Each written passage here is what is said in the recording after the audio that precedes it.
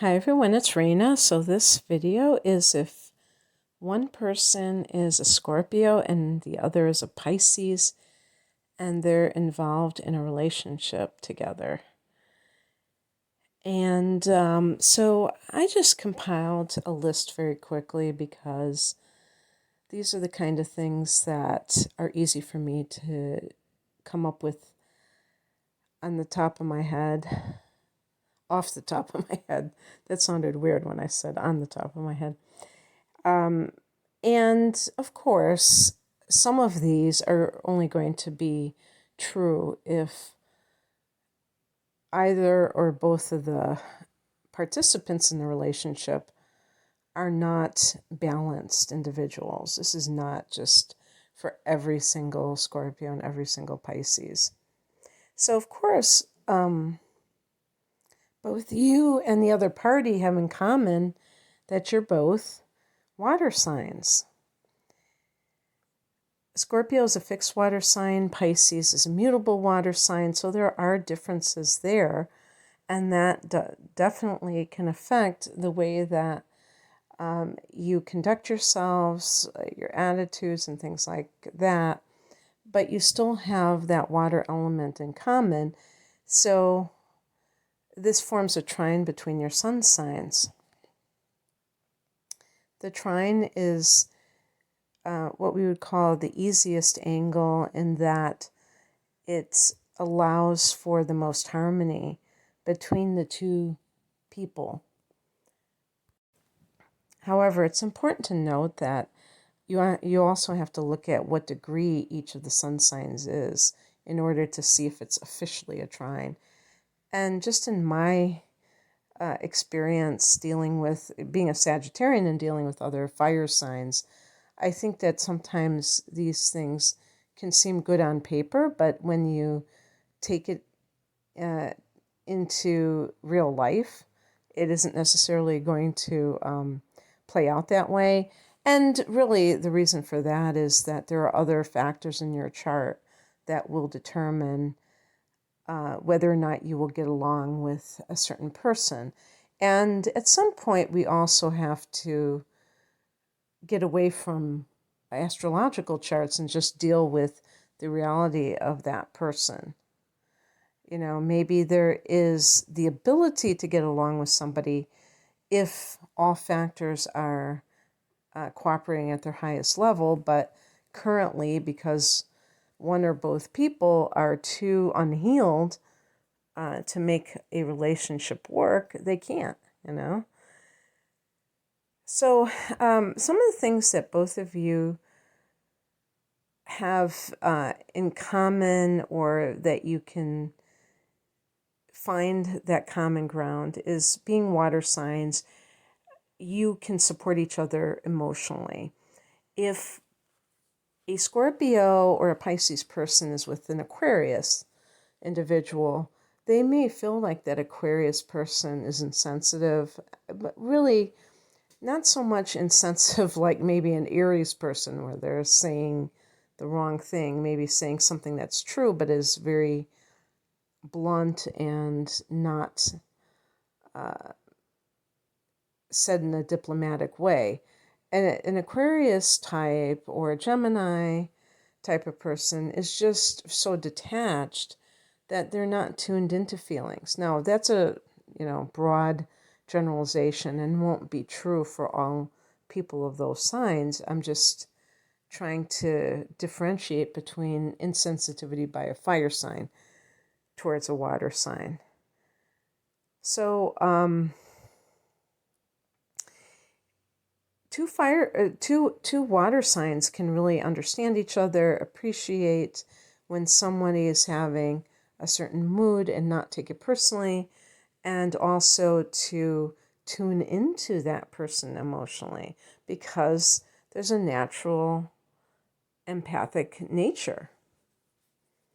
And I put here spiritually based, which may be a little bit of an exaggeration because that won't be true. Like everything else I say, that won't be true 100% of the time. But what I mean, I'm not talking about that you both belong to the same organized religion or that you're both, meditating 5 hours a day and that kind of thing.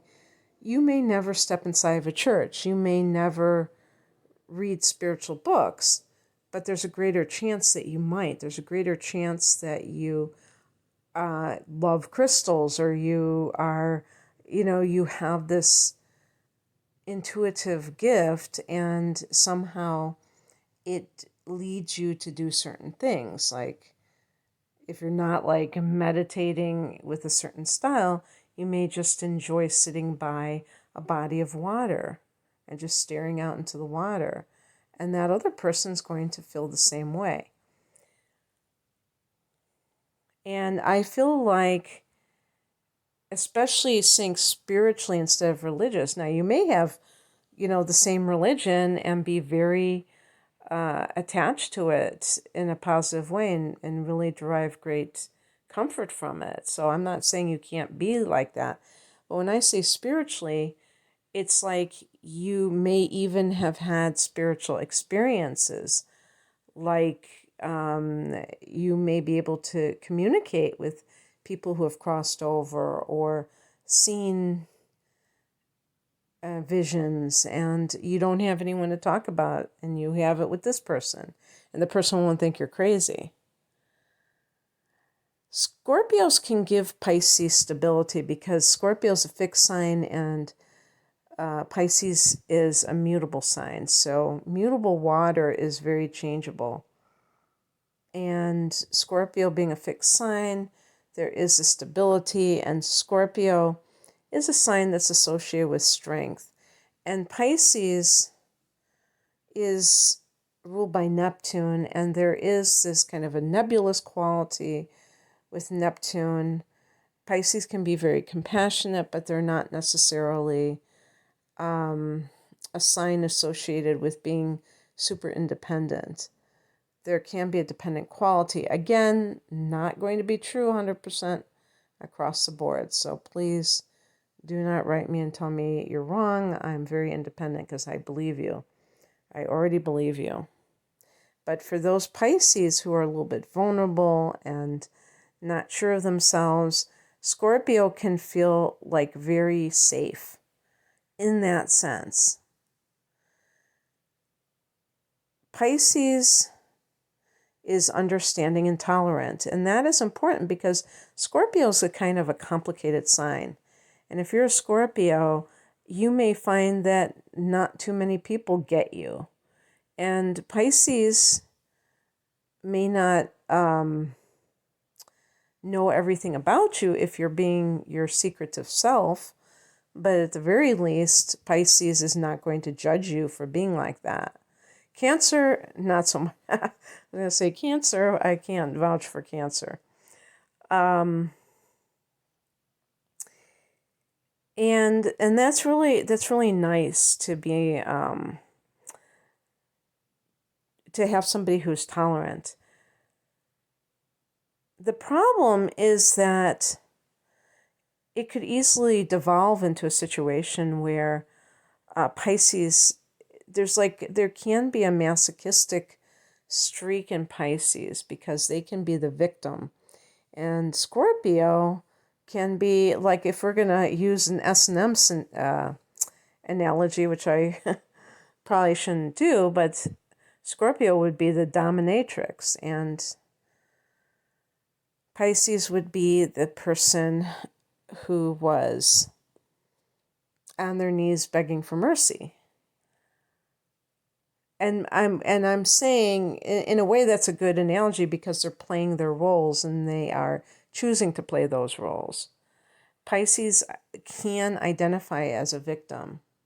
And Scorpio, if they have been a victim themselves, I think are more likely to identify with the perpetrator than in, identifying as a victim. And that can be dangerous if the Scorpio person is not healed, because they can have a lot of vengeful, emotional, negative energy inside of themselves that they want to kind of,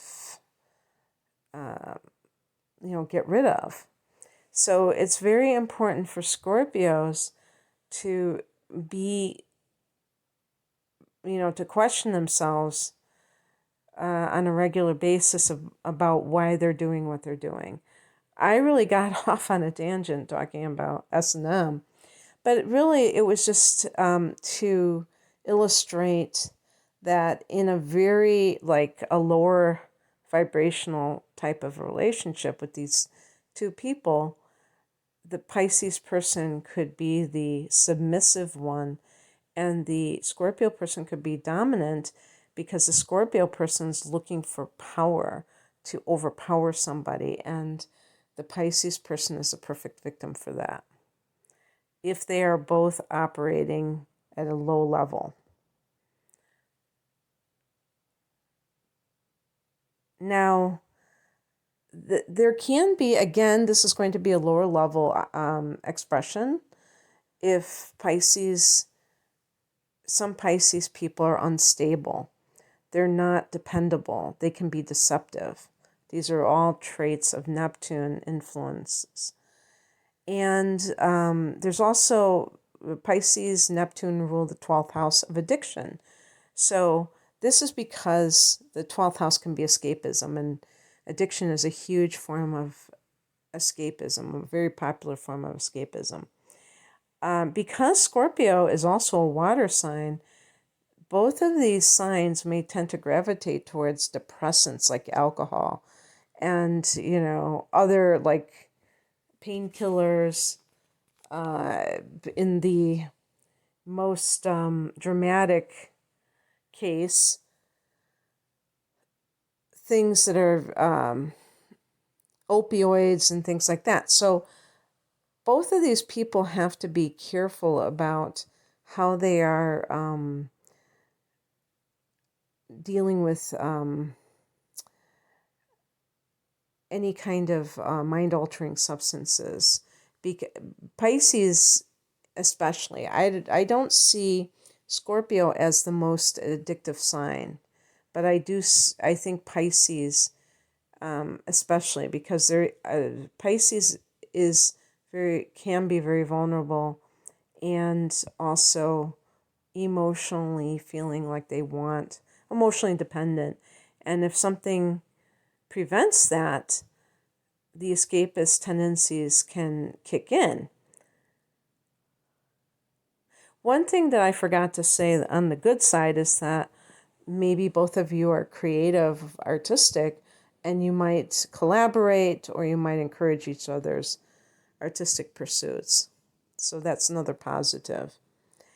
Another thing that can happen, and I put this down, don't be angry with me, Pisces, is that Pisces can cheat. Now, again, lower level, I think out of the two signs, Scorpio is more loyal. Now, this is because Scorpio is a fixed sign, and it tends to stick with a person that they're with through thick and thin.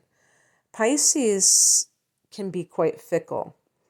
And what came into my mind was that song, Love the One You're With. That might be Pisces' theme song.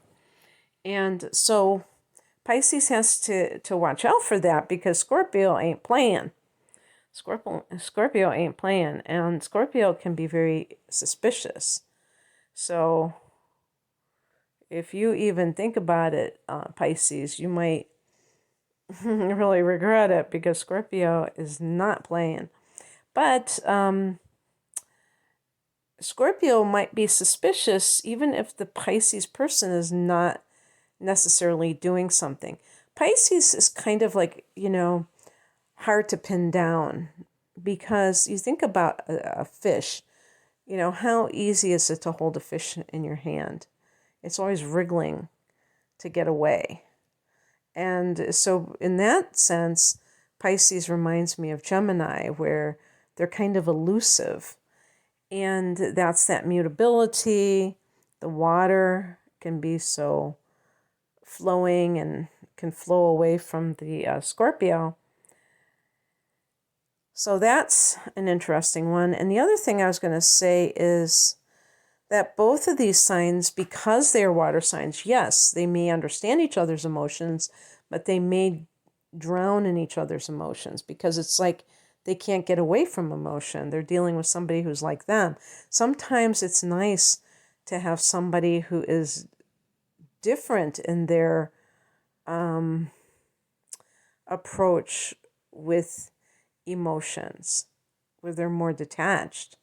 If you are the one that's very emotional, so that you can balance out your natures, and you can give that person a little bit more moisture so that they're not too dry, and then they can dry you out a little bit so you're not too emo all the time. So in any case, I hope that this gave some insight into the dynamics between these two signs. If you are dealing with a relationship that is kind of confounding to you and you would like more astrological insights, this is just the tip of the iceberg. It's kind of a superficial thing, really. But I go into depth in it when I look at two people's charts. I compare them separately. Not like, a lot of the synastry charts where they put one chart on top of the other. I look at them separately and I, try to explain what I can see with the motivations, the psychological motivations of another person. Obviously, you never know if that is exactly what's going on, but it can resonate with the partner because they may already have dealt with it. And sometimes we misunderstand another person's motivations, and we can look at it in a negative way, and maybe that's wrong. Maybe we're not seeing things as they really are, and that creates friction in the relationship. Other times, you might be in denial over something that really is very incompatible between you and the other person, trying to make it work when really it might be better to, bless that person, let them go, let them be with somebody who is more compatible with what their goals are or what their personality type is, their behaviors and things like that. Okay, well, if you're interested in a relationship reading or any other type of reading, the link is below. Thanks for listening. Take care.